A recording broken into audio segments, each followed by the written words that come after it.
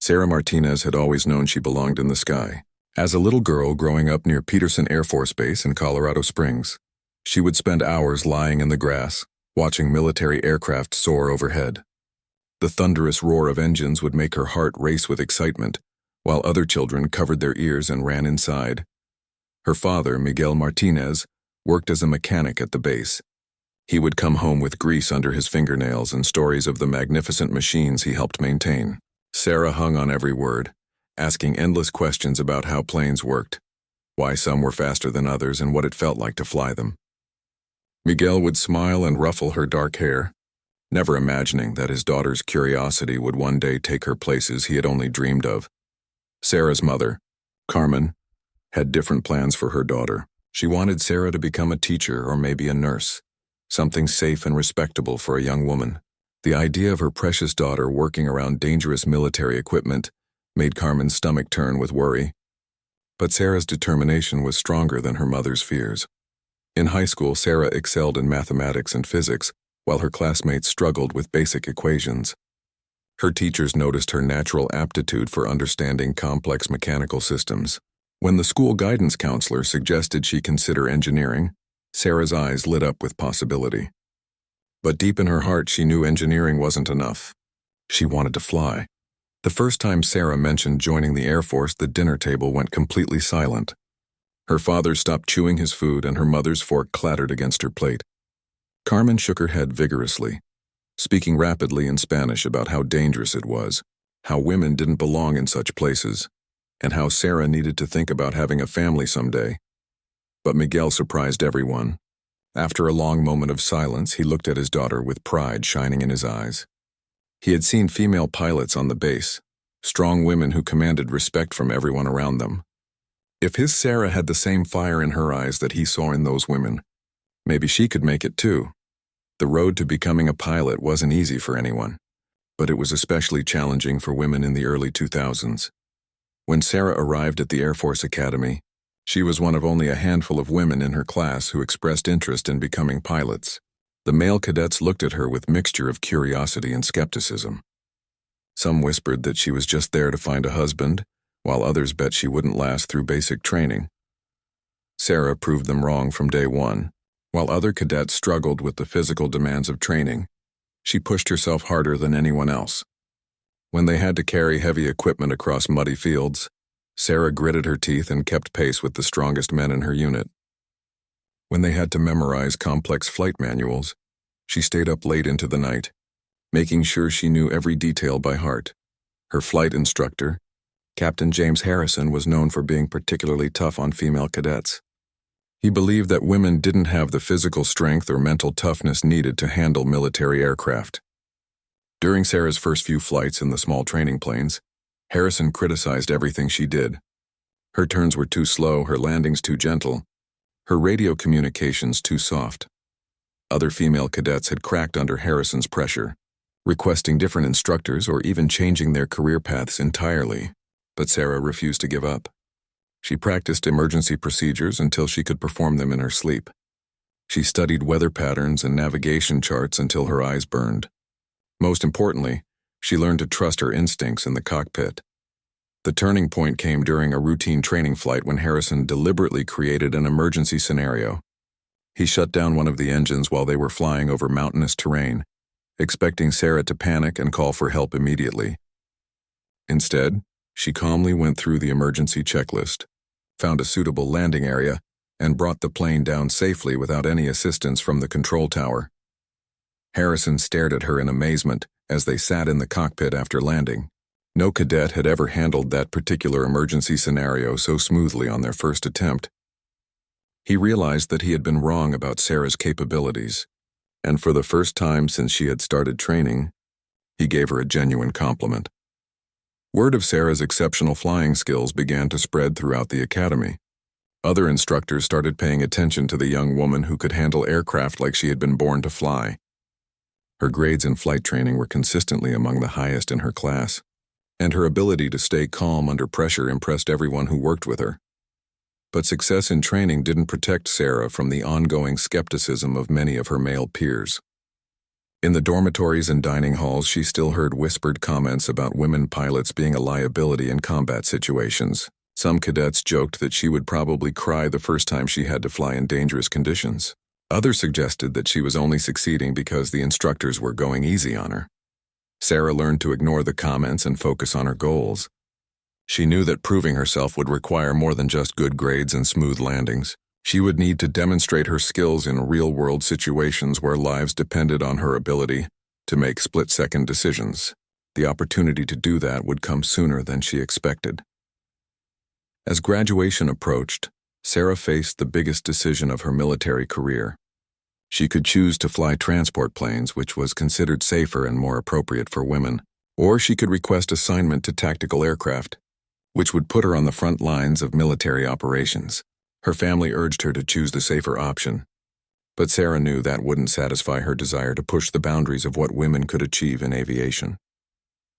The night before she had to submit her assignment preferences, Sarah sat alone in her dormitory room, looking out at the stars through her small window. She thought about all the people who had doubted her abilities, all the obstacles she had already overcome, and all the challenges that still lay ahead. She realized that she hadn't come this far just to play it safe.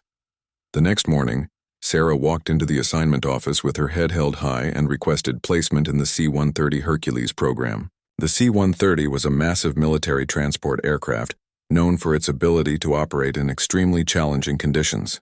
Flying one would require every skill she had learned and push her abilities to their absolute limits.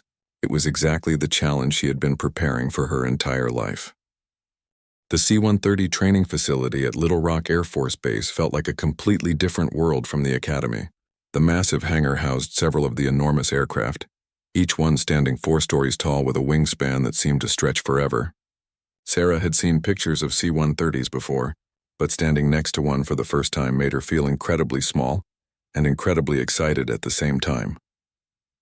Her new instructor, Major Robert Sullivan, was a veteran pilot with over 20 years of experience flying C-130s in combat zones around the world. Unlike Captain Harrison, Sullivan didn't seem to care about Sarah's gender.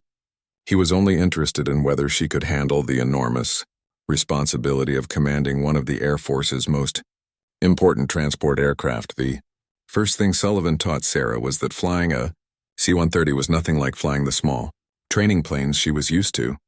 The aircraft weighed over 70,000 pounds when empty and could carry up to 40,000 pounds of cargo or passengers. Every movement had to be deliberate and precise because the massive plane didn't respond quickly to control inputs. One small mistake could have catastrophic consequences. Sarah spent her first few weeks in ground school, learning every system on the aircraft in exhaustive detail. The C-130 had 4 powerful turboprop engines, each capable of producing over 4,000 horsepower. The electrical system was more complex than anything she had ever studied, with multiple backup systems designed to keep the plane flying even if several components failed simultaneously. The hydraulic system that controlled the flight surfaces was equally complex. Sarah had to memorize the location and function of hundreds of valves, pumps, and actuators. She learned how to diagnose problems quickly and how to work around failures using backup systems. Most importantly, she learned that in emergency situations, she would need to make life or death decisions in a matter of seconds. When Sarah finally climbed into the pilot's seat for her first training flight, she was amazed by how different everything looked from the cockpit of the massive aircraft. The windscreen was enormous, giving her a panoramic view of the world outside. The instrument panel stretched across the entire front of the cockpit, with dozens of gauges, switches, and warning lights that she needed to monitor constantly. Sullivan sat in the co-pilot's seat, watching Sarah's every move as she went through the pre-flight checklist. Starting the engines was a complex procedure that took nearly 15 minutes to complete properly. Each engine had to be brought online gradually, with careful monitoring of temperature and pressure readings to ensure everything was operating normally.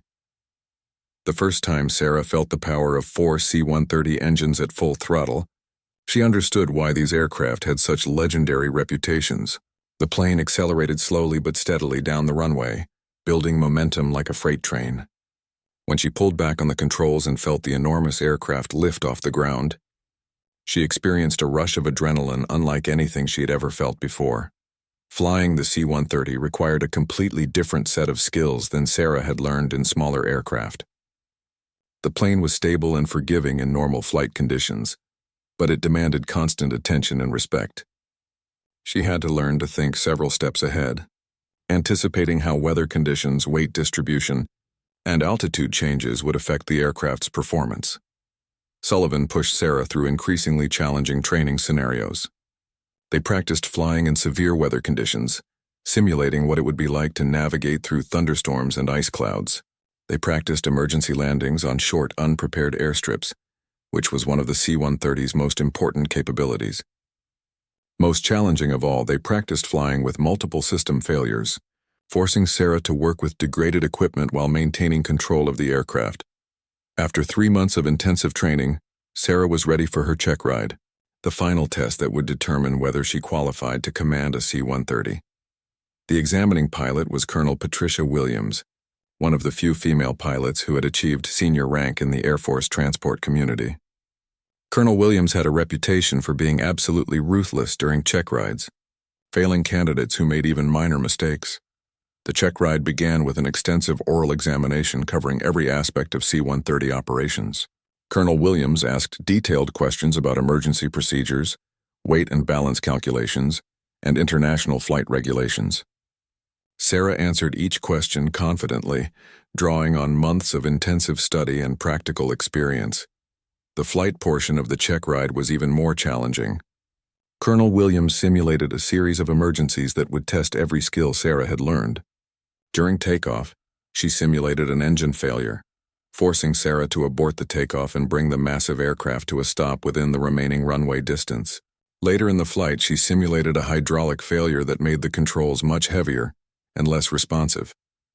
The most challenging scenario came during the landing phase.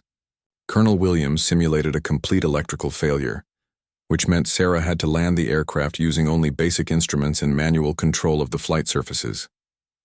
Without the assistance of electronic systems, landing the massive aircraft required precise timing and exceptional skill. Sarah brought the C-130 down smoothly despite the simulated failures, demonstrating the level of competence that Colonel Williams expected from every pilot under her command. After they taxied back to the hangar, Colonel Williams shook Sarah's hand and told her that she had passed with flying colors.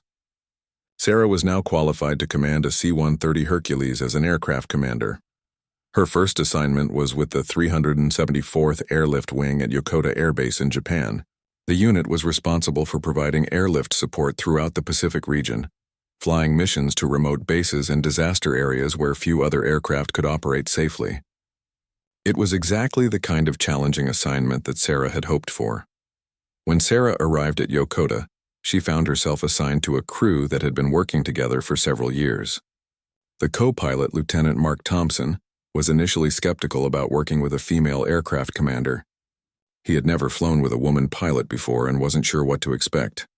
The flight engineer, Sergeant First Class David Kim, was more open-minded but still curious about how Sarah would handle the pressures of real-world operations. The loadmaster, Staff Sergeant Maria Rodriguez, was thrilled to finally have another woman on the crew. She had been the only female crew member for 3 years and was excited about the possibility of working with a female pilot who understood some of the challenges that women faced in the male-dominated aviation community. Sarah's first few missions with her new crew were routine cargo flights between established air bases.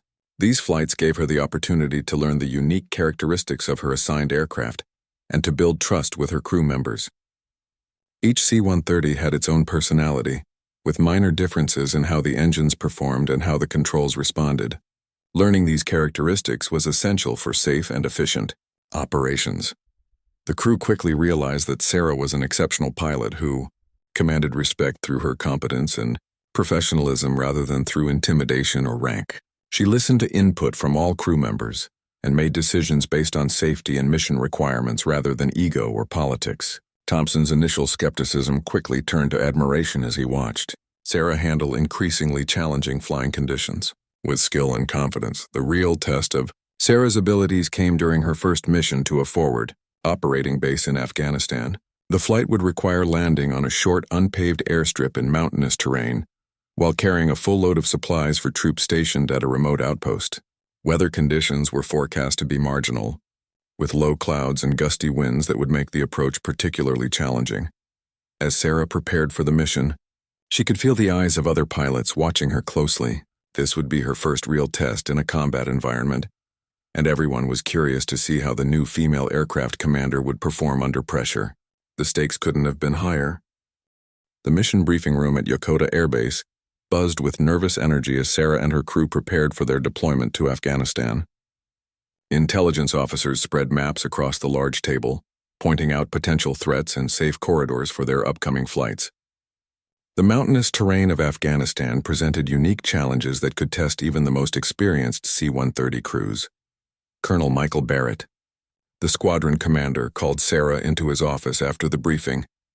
He was a traditional military officer who had served multiple combat tours and earned the respect of every pilot in the squadron. When he looked at Sarah across his desk, his expression was serious and somewhat concerned. "Lieutenant Martinez," he began, using her formal rank despite the fact that she had been promoted to captain just weeks earlier. "I want to talk to you about something important. The mission you're about to undertake isn't like the training flights you've been doing. The margins for error are much smaller, and the consequences of mistakes are much higher." Sarah sat up straight in her chair, meeting the colonel's gaze directly. "I understand, sir. My crew and I are ready for whatever challenges we might face." Colonel Barrett leaned back in his chair, studying Sarah's face carefully. "I've reviewed your training records and they're impressive. Your instructors speak very highly of your technical skills and decision-making abilities, but there's something else I need to address with you." He paused for a moment, choosing his words carefully. "There are some people in this squadron who don't think women belong in combat roles. They've been watching your progress closely, waiting for any sign that you can't handle the pressure. Some of them are hoping you'll fail so they can point to your failure as proof that female pilots shouldn't be flying combat missions." Sarah felt a familiar knot forming in her stomach. She had dealt with skepticism throughout her career, but hearing it stated so bluntly by her commanding officer was still difficult. "What are you suggesting, sir?" "I'm not suggesting anything," Barrett replied firmly. "I'm telling you that you'll be under more scrutiny than any other pilot in this squadron. Every decision you make, every flight you complete, every emergency you handle will be analyzed and criticized by people who want to see you fail. The question is whether you can handle that pressure while still performing your duties safely and effectively." Before Sarah could respond, Barrett continued, "There's something else you need to know. Next week we're expecting to receive a mission that could be particularly challenging. Intelligence reports suggest that one of our forward operating bases may need emergency resupply under difficult conditions. The weather forecast is calling for severe thunderstorms and high winds. The airstrip is short and surrounded by mountains." Barrett stood up and walked to the window, looking out at the C-130s parked on the flight line. "I've been getting pressure from some of my senior pilots to assign that mission to a more experienced crew. They're arguing that it's too dangerous for someone with your limited combat experience. They're specifically concerned about having a female pilot attempt such a high-risk mission." Sarah felt anger building inside her chest, but she kept her voice calm and professional. "Sir, with respect, I believe my training and qualifications speak for themselves. I've successfully completed every training scenario that simulates those exact conditions."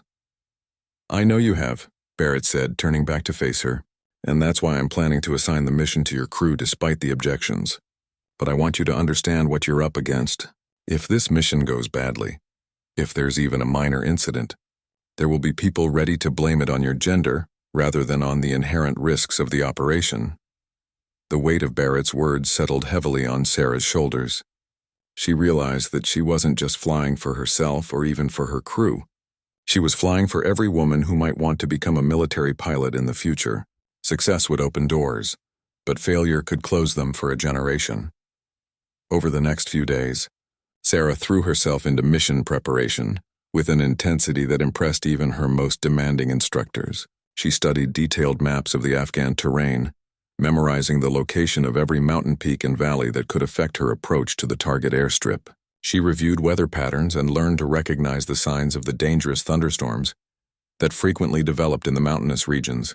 Her crew noticed the extra effort Sarah was putting into preparation, and they responded by increasing their own level of preparation.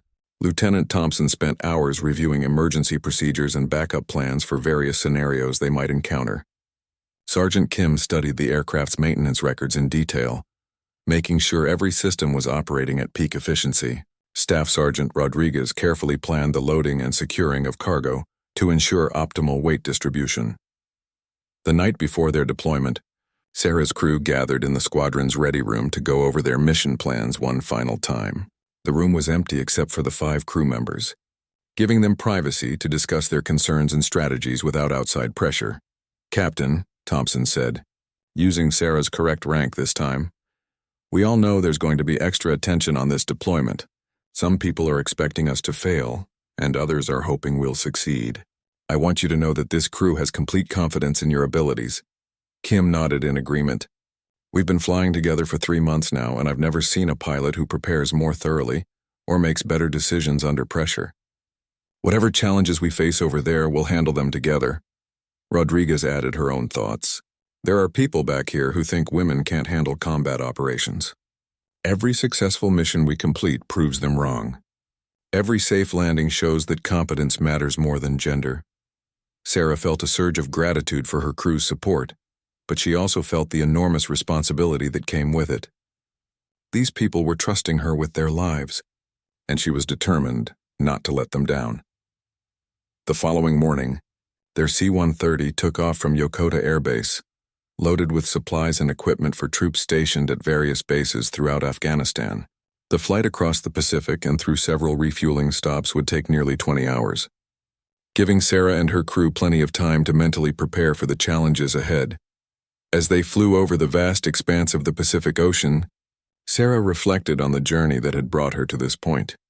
She thought about all the people who had doubted her abilities, all the obstacles she had overcome, and all the support she had received from family, friends, and mentors. Most importantly, she thought about the young girls who might be watching her career and wondering if they could achieve similar goals. The first week of their deployment passed without major incidents. Sarah's crew flew several routine supply missions to established bases, building their familiarity with the local terrain and weather patterns. Each successful mission increased their confidence and teamwork, preparing them for the more challenging operations that lay ahead. Then came the call that Barrett had warned her about. Intelligence reports indicated that a forward operating base in the mountains was running critically low on supplies and medical equipment. A ground convoy had been delayed by enemy activity, and an airlift was the only way to get essential supplies to the troops before their situation became desperate. The mission would require landing at a remote airstrip carved into the side of a mountain. The runway was only 3,000 feet long, much shorter than the 5,000 feet that C-130 pilots preferred for safe operations. Weather forecasts called for severe thunderstorms in the area, with winds gusting up to 40 knots and visibility reduced to less than a mile at times. When the mission assignment was posted, Sarah noticed several senior pilots gathering in small groups, speaking in hushed tones and glancing in her direction. She could imagine what they were saying. This was exactly the kind of high-risk mission that critics had said she shouldn't be assigned. If something went wrong, they would be ready to say that they had warned against letting women fly such dangerous operations. But Sarah had trained for exactly this type of mission. She had practiced short-field landings in adverse weather conditions hundreds of times in simulators and training flights. Her crew was experienced and well-prepared. Most importantly, there were soldiers on that mountain who needed the supplies they would be carrying. That evening, as Sarah and her crew prepared for the mission, she gathered them together for a final briefing. She looked each crew member in the eye and spoke with quiet confidence about their chances of success. "Tomorrow's mission is going to be challenging," she said. "The weather will be marginal, the runway is short, and there's always the possibility of enemy activity in the area. But we've trained for these conditions and we're ready. We're going to complete this mission safely and successfully, and we're going to prove that this crew can handle anything the Air Force asks us to do." The pre-dawn darkness at Bagram Air Base was broken only by the navigation lights of aircraft preparing for morning missions. Sarah arrived at the flight line 2 hours before their scheduled departure time, wanting to personally inspect every aspect of their C-130 before the critical mission ahead. The aircraft sat like a sleeping giant on the tarmac, its 4 massive propeller engines silent in the early morning calm. Sergeant Kim was already there, performing his detailed pre-flight inspection with a flashlight and clipboard. As the flight engineer, he was responsible for ensuring that every system on the aircraft was functioning perfectly before they attempted the dangerous mountain landing. Sarah watched him work, appreciating his methodical approach and attention to detail. "How's she looking, Sergeant?" Sarah asked as she approached the aircraft. Kim looked up from the engine he was inspecting and smiled. "Everything checks out perfectly, Captain. All fluid levels are good. No signs of leaks or unusual wear. This bird is ready to fly into whatever Mother Nature throws at us." Staff Sergeant Rodriguez arrived with the cargo load crew, overseeing the careful placement of medical supplies, ammunition, and food rations into the aircraft's cavernous cargo bay. Each item had to be properly secured and balanced to ensure the aircraft's center of gravity remained within safe limits. A single, improperly secured piece of cargo could shift during flight and make the aircraft uncontrollable. Lieutenant Thompson joined them carrying updated weather reports and intelligence briefings. His expression was serious as he handed Sarah the latest meteorological data. "The weather is deteriorating faster than expected," he reported. "The storm system is building strength and winds at the target airstrip are already gusting to 35 knots. Sarah studied the weather charts carefully, noting the positions of the thunderstorm cells and the forecast track of the storm system. The timing would be critical. They had a narrow window of opportunity to complete the mission before conditions became too dangerous for any aircraft to attempt a landing. "What's the current visibility at the target?" Sarah asked. 2 miles and decreasing," Thompson replied. "Ground control at the forward base reports occasional heavy rain showers passing through the area. The ceiling is variable between 1,000 and 2,000 feet. Sarah nodded thoughtfully. These weren't ideal conditions, but they were within the limits that she and her crew had trained for. More importantly, the soldiers at the forward base were counting on them to deliver critical supplies that couldn't wait for better weather. As they completed their pre-flight preparations, Sarah noticed several other pilots and crew members watching their activities with unusual interest. Word had spread throughout the base about the challenging mission, and everyone was curious to see how the female captain would handle the pressure. Some observers were genuinely supportive, hoping to see Sarah succeed. Others were more skeptical, waiting to see if she would abort the mission when faced with deteriorating conditions. Major Sullivan, Sarah's former C-130 instructor, approached as she was completing her final walk-around inspection of the aircraft. His weathered face showed concern as he looked at the latest weather updates on Thompson's clipboard. "Sarah," he said, using her first name despite the formal military setting, "I want you to know that nobody would question your decision if you chose to delay this mission until conditions improve. These weather conditions are right at the edge of what we consider acceptable for this type of operation." Sarah appreciated Sullivan's concern, but she had already made her decision. "Major, my crew and I have analyzed the conditions carefully. We believe we can complete this mission safely within the established parameters. The soldiers at that base need these supplies, and we're trained to operate in exactly these kinds of conditions." Sullivan studied her face for a moment, seeing the same determination that had impressed him during her initial training. "I know you are," he said finally. "Just remember that good judgment is the most important tool any pilot has. Don't let outside pressure influence your decision-making once you're airborne." 30 minutes before their scheduled departure time, Sarah gathered her crew for their final briefing inside the aircraft. The cargo bay was now fully loaded with supplies that could mean the difference between life and death for the soldiers at the remote outpost. The weight of responsibility was enormous, but Sarah felt ready for the challenge. "Here's how we're going to handle this mission," she began, pointing to a detailed chart of their planned approach to the mountain airstrip. "We'll fly a direct route to minimize our exposure to the worst weather. When we reach the target area, we'll make one approach attempt. If conditions are too severe for a safe landing, we'll execute a missed approach and return to base."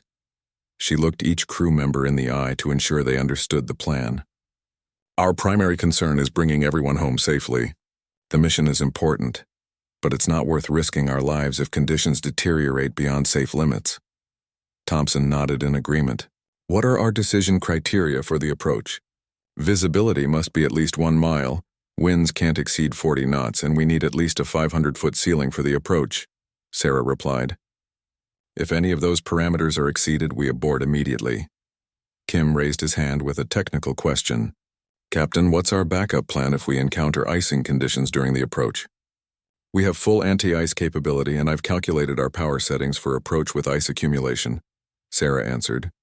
"If we encounter severe icing that exceeds our system capability, we climb immediately and return to base." Rodriguez asked about cargo considerations. "How will the short runway affect our landing and takeoff performance?" "I've calculated our landing distance based on current weight and forecast conditions," Sarah replied. "We'll have adequate stopping distance with normal braking, but there's no margin for error. The touchdown must be precise and we'll need maximum reverse thrust immediately after landing." As they completed their crew briefing, the sound of engines starting echoed across the flight line. Other aircraft were beginning their missions, and it was time for Sarah's crew to take their place in the morning's operations. The moment they had all been preparing for had finally arrived. Sarah climbed into the pilot's seat and began the complex engine start procedure. Each of the 4 turboprop engines had to be brought online carefully, with constant monitoring of temperature and pressure readings. The familiar routine helped calm her nerves and focus her attention on the technical demands of flying the massive aircraft. As the engines reached operating temperature, Sarah contacted ground control for taxi clearance. The controller's voice crackled through her headset, giving her instructions to taxi to the active runway. The C-130 moved slowly across the taxiway, its enormous weight causing the ground to vibrate beneath them. At the end of the runway, Sarah performed a final series of checks to ensure the aircraft was ready for takeoff. Every gauge was in the green. Every system was functioning normally, and her crew was prepared for whatever challenges lay ahead. She keyed her radio microphone and requested takeoff clearance. "Bagram Tower, reach 347, ready for departure." The controller's response came immediately. "Reach 347 cleared for takeoff. Winds 270 at 15 knots, visibility 10 miles. Contact departure control after takeoff." Sarah advanced the throttles and felt the massive aircraft begin to accelerate down the runway. The C-130 gained speed slowly but steadily, its 4 engines producing over 16,000 combined horsepower. At exactly the calculated rotation speed, Sarah pulled back on the controls and felt the aircraft lift off into the gray morning sky. As they climbed through 10,000 feet, Thompson contacted air traffic control to request their final clearance to the target area. The controller's voice carried a note of concern as he relayed the latest weather update. "Reach 347. Be advised that conditions at your destination are deteriorating rapidly. Surface winds are now gusting to 38 knots, and multiple aircraft have reported severe turbulence in the target area." Sarah acknowledged the weather update and continued climbing toward their cruising altitude. She knew that conditions would likely continue to worsen as they flew toward the mountains, but her crew was ready to handle whatever challenges awaited them. The real test of their skills and preparation was about to begin. 2 hours into their flight toward the mountain outpost, Sarah and her crew encountered the first signs of the severe weather system they had been warned about. Dark clouds towered ahead of them like massive black walls, their tops reaching well above the C-130's cruising altitude of 25,000 feet. Lightning flickered continuously within the storm cells, creating an ominous display of nature's raw power. Thompson studied the weather radar display intently, looking for gaps in the storm system where they might be able to penetrate safely. The green and yellow returns on the screen showed areas of moderate turbulence, while the bright red sections indicated storm cells that could tear an aircraft apart if they flew into them. "I'm seeing a possible route through the weather, about 20 miles north of our current track," Thompson reported. "The radar shows a gap between 2 major cells that might give us a clear path to the target area." Sarah considered their options carefully. Deviating from their planned route would add time and fuel consumption to the mission, but it was better than flying directly into a dangerous thunderstorm. "Let's take the northern route," she decided. "Request a course change from air traffic control." As Thompson coordinated the route change with air traffic controllers, Sarah felt the first bumps of turbulence begin to shake the massive aircraft. The C-130 was built to withstand severe weather, but the comfort of her crew and the security of their cargo depended on finding the smoothest possible path through the storm system. 20 minutes later, they were flying through the gap Thompson had identified on the radar. The turbulence was moderate but manageable, causing the aircraft to bounce and shake but not threatening their safety. Sarah maintained precise control of their altitude and heading, working constantly to keep the aircraft stable as they navigated between the towering storm clouds. Suddenly, Sergeant Kim's voice came over the intercom with an urgency that immediately caught everyone's attention. "Captain, I'm showing unusual readings on engine number 3. Oil pressure is dropping and the temperature is starting to rise." Sarah's eyes immediately went to the engine instruments on her panel. Engine number 3, the inboard engine on the right wing, was indeed showing signs of distress. The oil pressure had dropped from its normal reading of 45 pounds per square inch to just 32 pounds, and the oil temperature was climbing steadily toward the red line. "How fast is the pressure dropping?" Sarah asked, her voice remaining calm despite the seriousness of the situation. Kim monitored the gauges for several seconds before responding. "The pressure has dropped another 2 pounds in the last 30 seconds. If this trend continues, we'll be below minimum operating pressure within 5 minutes. An engine failure in this weather and terrain would create a serious emergency situation. The C-130 could fly safely on 3 engines, but their performance would be significantly degraded. More importantly, they would lose their backup safety margin if another engine experienced problems." Thompson was already pulling out the emergency checklist for engine malfunctions. "Captain, the checklist calls for reducing power on the affected engine and monitoring the situation. If the oil pressure continues to drop, we'll need to shut it down completely." Sarah made a quick decision. "Reduce power on engine 3 to idle and monitor the situation closely. Kim, I want updates on those readings every 30 seconds. Thompson, calculate our performance with 3 engines and determine if we can still complete the mission safely." As Kim reduced power on the failing engine, the oil pressure stabilized temporarily at 28 pounds per square inch. For a few minutes, it appeared that the reduced power setting might allow them to continue the mission, with the engine running at a lower power setting. But then the pressure began dropping again, and the oil temperature continued to climb toward dangerous levels. "Captain, oil pressure is now down to 24 pounds and falling rapidly," Kim reported. "Temperature is approaching the red line. We need to shut this engine down now before it seizes completely." Sarah didn't hesitate. "Shut down engine 3 immediately. Execute the engine failure checklist." The crew moved with practiced efficiency through the emergency procedures they had rehearsed countless times in training. Kim secured the fuel flow to the failed engine and activated the fire suppression system as a precaution. Thompson recalculated their performance figures and began coordinating with air traffic control to declare an emergency. "Kandahar Control, reach 347 declaring an emergency," Thompson transmitted. "We have shut down engine number 3 due to oil system failure. Requesting priority handling and direct routing to our destination." The air traffic controller's response was immediate and professional. "Reach 347, emergency declared. You are cleared direct to your destination. Maintain current altitude. Be advised that weather conditions at your destination continue to deteriorate. Surface winds are now 40 knots gusting to 50. Sarah felt the aircraft's performance change immediately after shutting down the engine. The C-130 was now flying on 3 engines instead of 4, which reduced their power available for climbing and maneuvering. More critically, it eliminated their safety margin if they encountered additional problems during the approach and landing. "What's our single-engine approach capability with the current winds?" Sarah asked Thompson. Thompson consulted his performance charts and flight manual.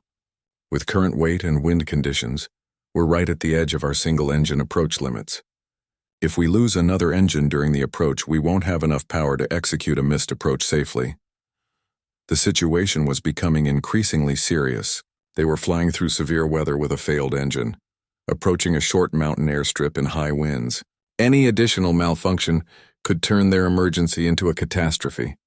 Sarah had to make a critical decision about whether to continue the mission or abort and return to a safer airfield.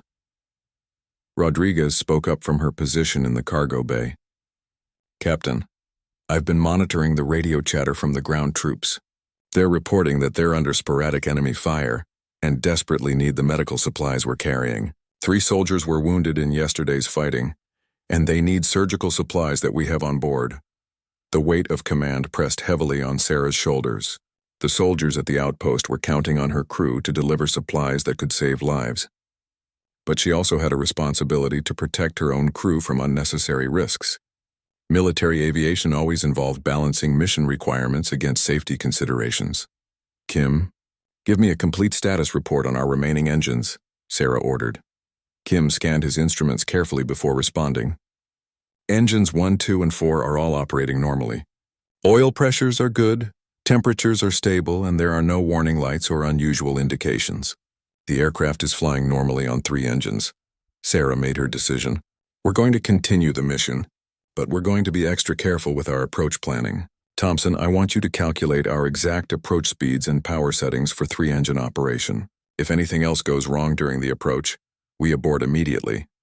As they flew closer to their destination, the weather conditions continued to worsen. The aircraft was now being buffeted by severe turbulence that made it difficult to maintain precise altitude and heading.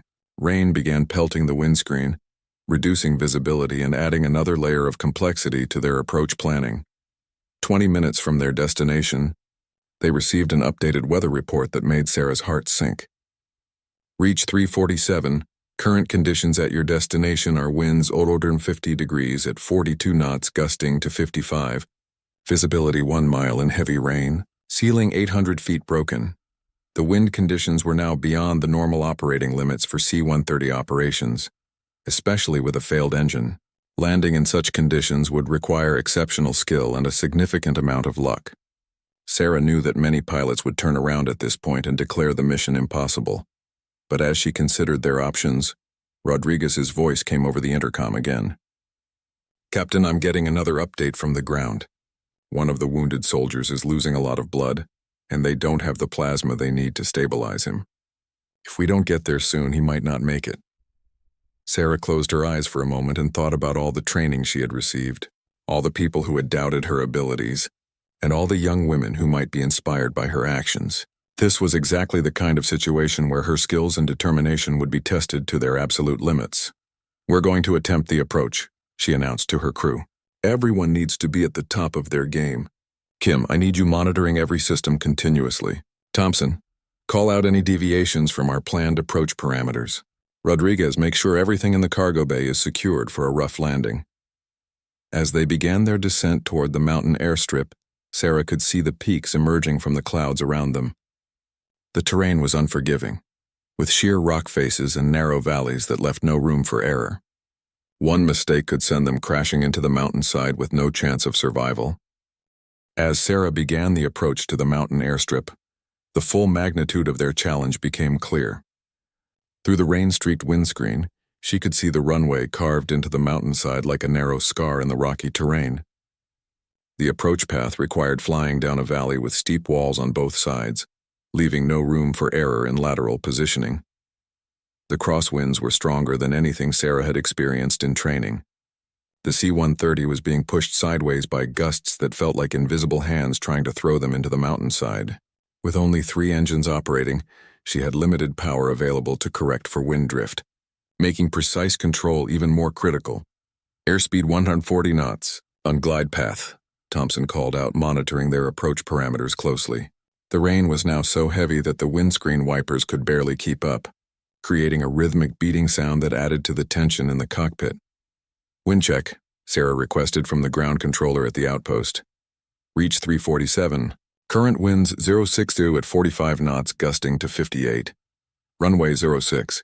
You're cleared to land. The wind report confirmed Sarah's worst fears. They were approaching the absolute limits of what was considered safe for C-130 operations, and the gusts were now exceeding the maximum demonstrated crosswind capability for the aircraft. Any other pilot might have executed a missed approach at this point, but Sarah knew there wasn't enough fuel for multiple attempts. 2 miles from touchdown, Thompson announced. Gear down, flaps set for landing. Sarah lowered the landing gear and extended the flaps, feeling the aircraft's configuration change as it prepared for landing.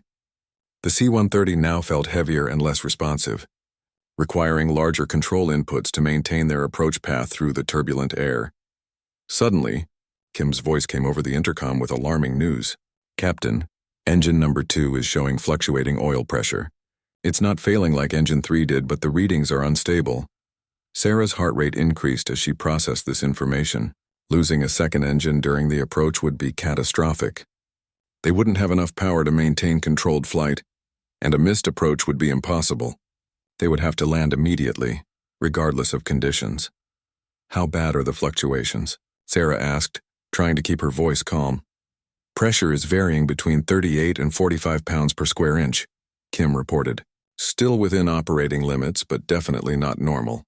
Sarah made a split-second decision that would determine the outcome of their mission. We're committed to landing. Kim, monitor engine 2 closely, but don't reduce power unless the pressure drops below 35 pounds. We need all available power for this approach. 1 mile from the runway, Sarah could see the approach lights through the heavy rain. The runway looked impossibly short and narrow, surrounded by terrain that offered no forgiveness for mistakes. She had to put the massive aircraft down precisely in the first 1,000 feet of runway to have enough distance remaining to stop safely. The crosswind was now pushing them well left of the runway centerline. Sarah applied right rudder and banked the aircraft into the wind, using a technique called crabbing to compensate for the wind drift. The C-130 was now flying sideways relative to the runway, an uncomfortable but necessary position for landing in severe crosswinds.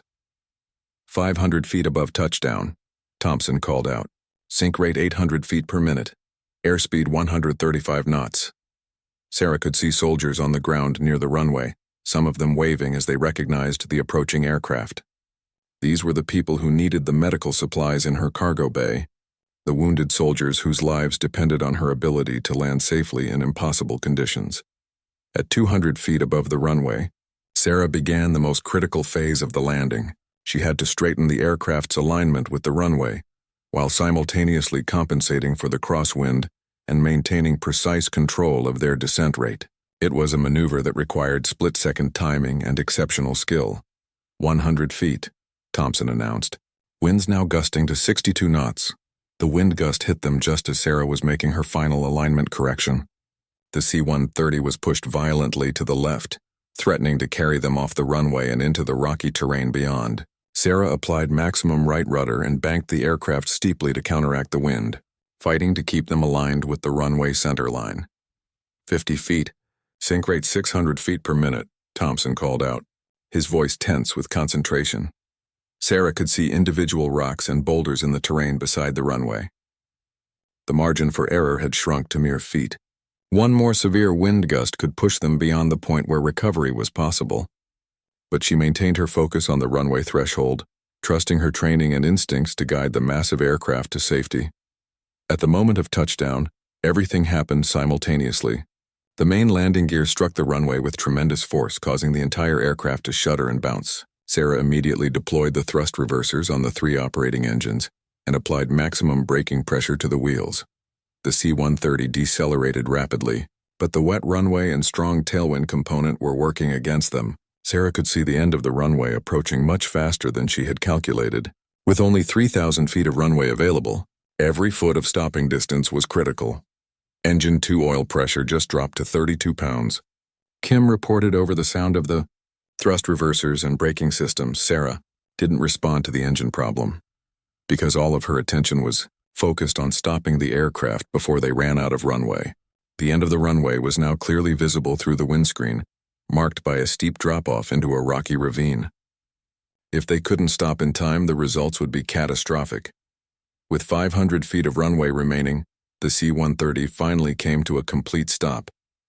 Sarah sat back in her seat, her hand shaking slightly from the adrenaline and physical effort of the landing.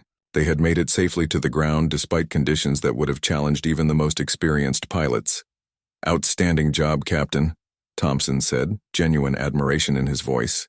"That was some of the finest flying I've ever witnessed." Before Sarah could respond, the radio crackled with a transmission from the ground troops. "Reach 347, welcome to Forward Operating Base Chapman.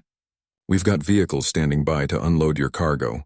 The medical supplies you're carrying are going to save lives today." As Rodriguez began supervising the unloading of their critical cargo, Sarah reflected on everything that had brought them to this moment.